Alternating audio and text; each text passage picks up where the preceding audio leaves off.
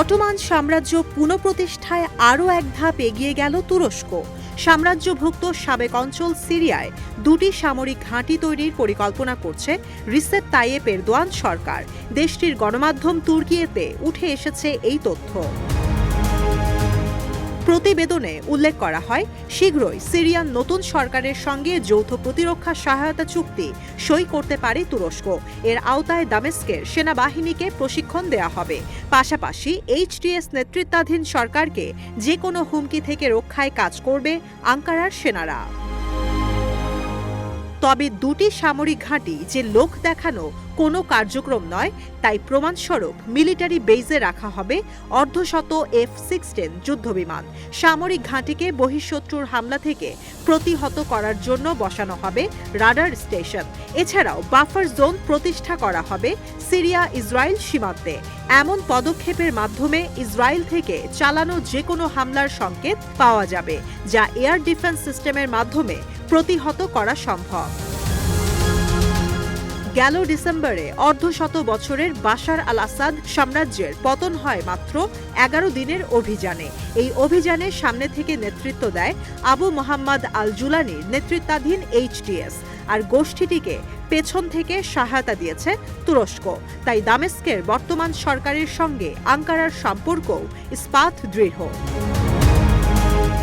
Turkish প্রেসিডেন্সির directorate of কমিউনিকেশনসের প্রধান ফাহরেদ্দিন Altun জানান, শীঘ্রই তুরস্ক সফর করতে পারেন এইচটিএস প্রধান।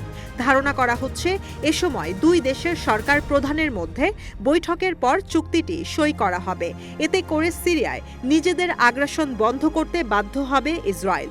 পাশাপাশি কোনো কারণে আগ্রাসন চালালে তুরস্ককে ইসরায়েলে হামলা চালানোর বিষয়ে বাধা দিতে পারবে না পৃথিবীর কোনো শক্তি। গেল মাসে প্রতিবেদন প্রকাশ করে ইসরায়েল সরকারের বিশেষ নাগেল কমিটি, যেখানে উল্লেখ করা হয় অটোমান সাম্রাজ্য পুনঃপ্রতিষ্ঠার সংকল্প নিয়েছেন তুরস্কের প্রেসিডেন্ট রিসেপ তাইয়েপ এরদোয়ান। এমন পদক্ষেপ ইসরায়েলের স্বার্থবিরোধী বলে উল্লেখ করা হয়েছে। সিরিয়ার নতুন শাসকদের সঙ্গে তুরস্কের সখ্যতাও ভাবিয়ে তুলছে ইসরায়েলকে। নাগেল কমিটির প্রতিবেদনে জানানো হয়, অটোমান সাম্রাজ্য প্রতিষ্ঠায় ইসরায়েলে হামলা চালাতে পারে সিরিয়ার বিদ্রোহীরা। এই অভিযান ইরানের সাম্প্রতিক হামলার চেয়েও শক্তিশালী হতে পারে। তুরস্কের মদতপুষ্ট বিদ্রোহীরা মধ্যপ্রাচ্যের স্থিতিশীলতা ধ্বংস করতে পারে বলে শঙ্কা উঠে আসে প্রতিবেদনে। তাই তুরস্কের সঙ্গে সরাসরি সংঘাত মোকাবেলায় প্রস্তুত থাকার জন্য পরামর্শ দেওয়া হয়েছে ইসরায়েলি সরকারকে। অটোমান সাম্রাজ্যের পুনরুজ্জীবন নিয়ে কোনো রাখঢাক করছেন না তুরস্কের দীর্ঘদিনের প্রেসিডেন্ট রিসেপ তাইয়েপ এরদোয়ান। সুন্নি বিদ্রোহীদের সিরিয়া দখলকে এর প্রথম সাফল্য হিসেবে মনে করছেন বিশ্লেষকরা।